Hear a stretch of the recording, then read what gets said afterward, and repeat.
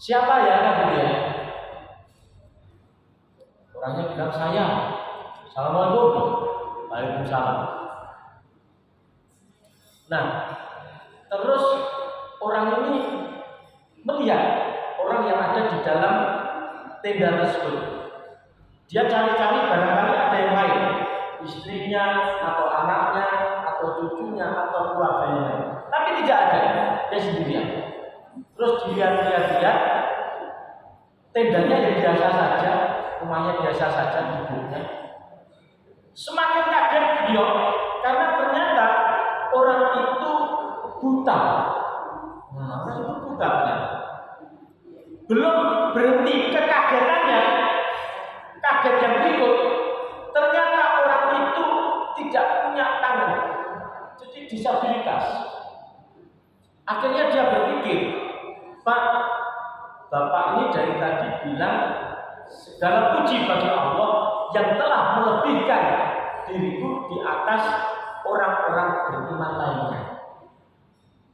Tapi Bapak sendiri tinggalnya di sini sendirian, gitu ya.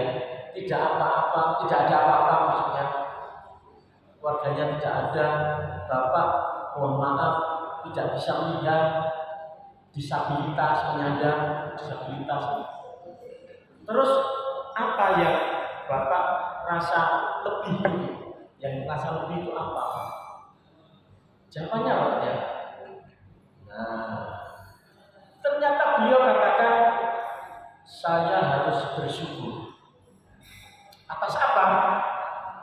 Karena saya masih diberi akal sehat. Nah, masih sehat, tidak gila. Betapa banyak orang-orang gila. Bahkan banyak orang gila. Kita sebutnya apa ya orang gila ini?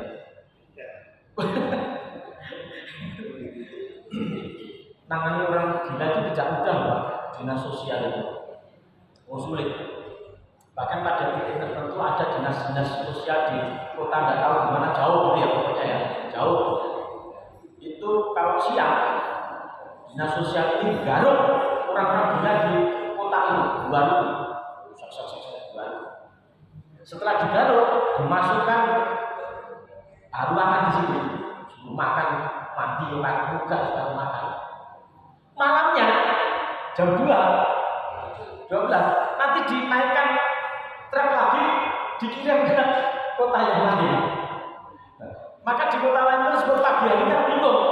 Biasanya nggak ada orang, tiba-tiba banyak orang gila. Terus nanti gitu lagi balas-balasan. Itu tapi dulu sekali, Pak. Nggak tahu sekarang masih ada atau tidak. Nanti saya kalau bilang sekarang malah repot. Buktinya mana? Nah itu dulu kan, anggap aja itu dulu kan. Dan minimal dia tidak gila tadi. Oh iya. Terus apa lagi jawaban kedua? Yang kedua, saya harus syukuri karena saya diberikan lesya sempurna, masih bisa digunakan untuk berzikir, memuji Allah. Betul juga. Orangnya dengar-dengar ya. Sekali lagi apa? Saya masih bisa mendengar dengan baik. Nah, jadi terlepas dari disabilitas yang dia sandang, ternyata dia masih bisa mendengar dengan baik. Artinya kalau ada azan, dia bisa ketahui harus memahami jawaban tersebut.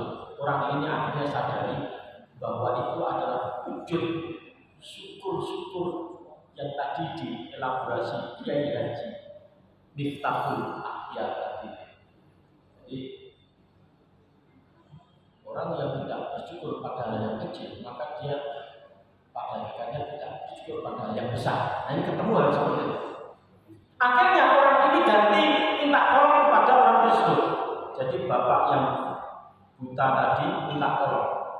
Boleh saya minta tolong? Oke, saya akan tolong apa yang diinginkan. Ternyata orang ini tadi mempunyai satu orang anak umur belasan tahun yang sudah beberapa hari tidak pulang. Dia ingin supaya orang tersebut mencarikan anaknya di kanan kiri sini, barangkali gitu, sebagai wujud empati. Empati beda dengan simpati, Pak. Simpati itu cuma kata-kata, oh iya ya kasihan, mau sakit kol itu mau sakit misalnya. Itu simpati. Empati itu bilang kasihan terus dikasih duit juga. Empati. Nah, baik Pak, coba saya carinya. Ciri-cirinya gimana? Oh ini tinggi besar keluar. Biasanya kita nyebutnya begitu kacamata atau apa biasanya pakai baju apa kalau di Surabaya muncul gitu. Keluar pakai baju biru, jalannya susah, jalan pakai apa dan seperti itu. Kita biasanya kan ketemu hal demikian. Dicarilah, cari sama orang ini, muter. Akhirnya ketemu, dia lihat kok banyak sekumpulan burung gagak. Makan, bareng, cukup makan. Kalau kita kan ngopi, saya ini paling susah waktunya ngopi terus kapan ya kan ya. Nah, berarti saya izin ngopi dulu sebentar.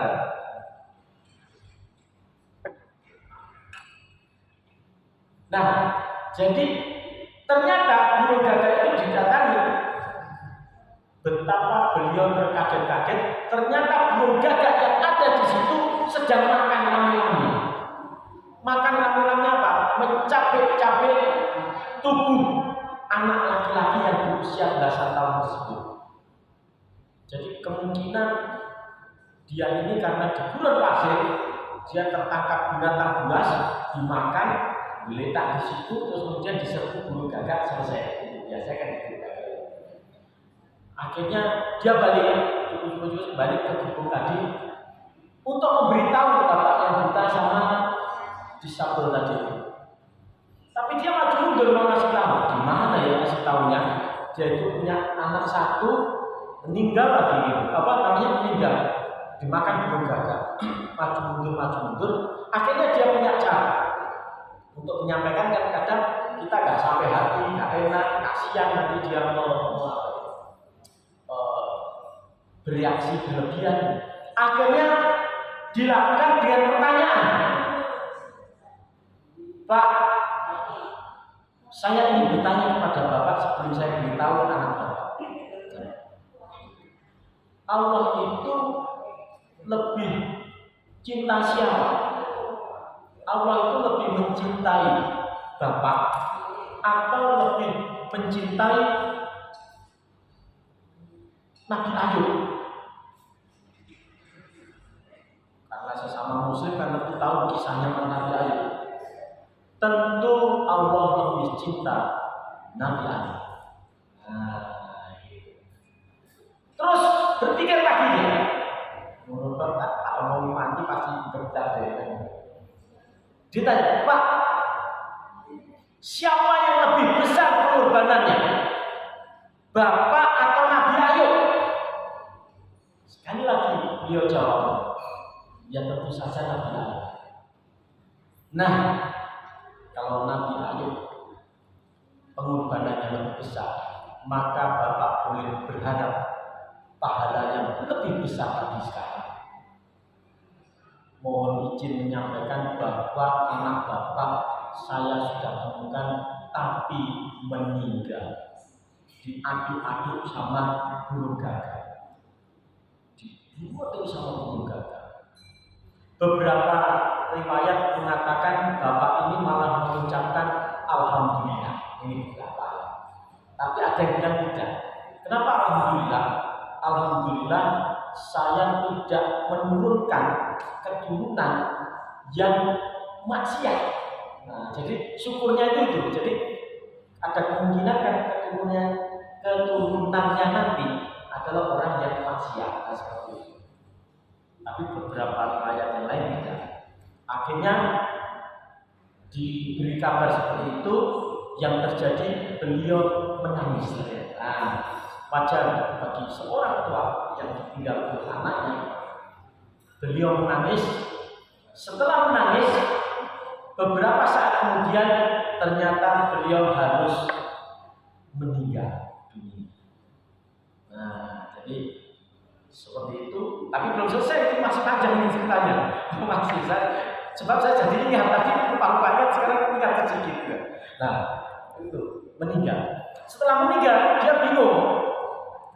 Kalau hari-hari dulu seperti itu tenang, tapi kalau sekarang kita ketemu kasus demikian malah repot. Butuh saksi, dicari, dilaporkan ke Babin Kamtipmas, ke Polsek, untuk repot sekarang. Saksinya siapa kan seperti itu, tidak mudah. Ya zaman ada pergeseran. Meninggal, setelah meninggal dia berpikir, terus gimana ya meninggal setelah meninggal ini? Nah, tiba-tiba ya tidak tiba-tiba, itu saja beberapa saat kemudian tiba-tiba kayak sinetron Indonesia gampang dia tarik gitu.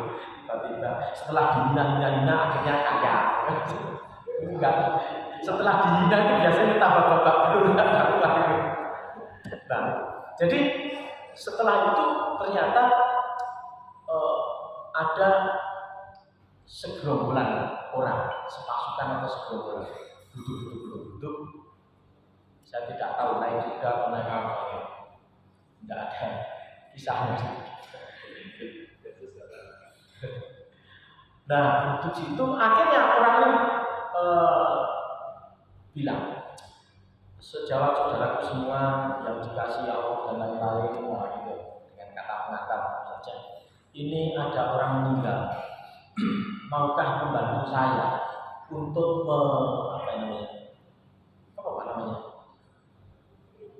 mengurus jenazah tersebut, memandikannya, mengurusnya. Kalau sekarang mengurus surat keterangan kematian rumah sakit, dan kira-kira itu. Akhirnya oh ya siap. Begitu orang-orang datang turun, mengurus jenazah tersebut, saling lihat, loh. Nah, baru ternyata diketahui. Loh, kamu kenal orang itu? Tahu, saya tahu orang yang meninggal ini. Tahu, kamu tahu, semua tahu. Dia sendiri ternyata ini tidak tahu. Sopo yang meninggal ini. Jadi sebelum dimakamkan dengan sebaik-baiknya, ternyata beliau ini adalah Abu Kilabah. Abu Kilabah itu orang yang pernah ditawari jadi ketua atau kepala kalau sekarang pengadilan Mahkamah Agung dan sejenisnya itu, tapi beliau menolak, tidak mau, karena dia merasa tidak mampu. Saat masih hebatnya si Pak Abu Kilabah tidak mau menolak, karena menolak dianggap merendahkan, karena dianggap merendahkan menjadi TO, target operasi pemerintah, dikejar-kejar terus. Ketika ketangkep ya itu tadi salah satunya dimutasi.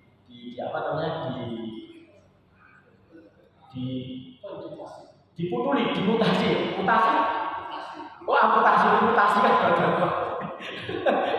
dia amputasi. Nah, jadi itu akhirnya orang tahu, oh ini Abu Kilabah yang dicari-cari, diceritakan banyak orang. Iya ini orang. Ternyata dia harus terpinggirkan dari pusat kota, dia minggir, tapi minimal dari apa yang terjadi pada Pak Abu Kilabah ini, kita bisa tahu bagaimana makna syukur tersebut, seperti yang di breakdown oleh Kiai Haji Miftahul Akhyar tadi, bahwa man lam yaskurinas lam yaskurillah. Barang siapa yang tidak berterima kasih kepada Allah, sebenarnya dia tidak berterima kasih pada sesamanya, berarti dia tidak berterima kasih pada Allah. Di breakdown oleh Pak Kiai Haji tadi, barang siapa yang tidak mensyukuri nikmat yang kecil, sesungguhnya tidak mensyukuri nikmat yang besar. Jadi maka sebagai bentuk, sebagai seorang Muslim, kita tentu saja lamunannya tadi itu ada 3 hal tersebut tadi, ya. Jadi bagaimana kita harus menjaga iman tersebut, aman bila semastakin, kemudian al-binaskan al-binas, dan yang satunya adalah man lam yasbinas lam yasbullah. Kita kira-kira seperti itu. Terima kasih atas perhatiannya, mohon maaf untuk semua kekurangannya. Kita bisa tutup seperti biasanya dengan doa kafaratul majlis bersama-sama.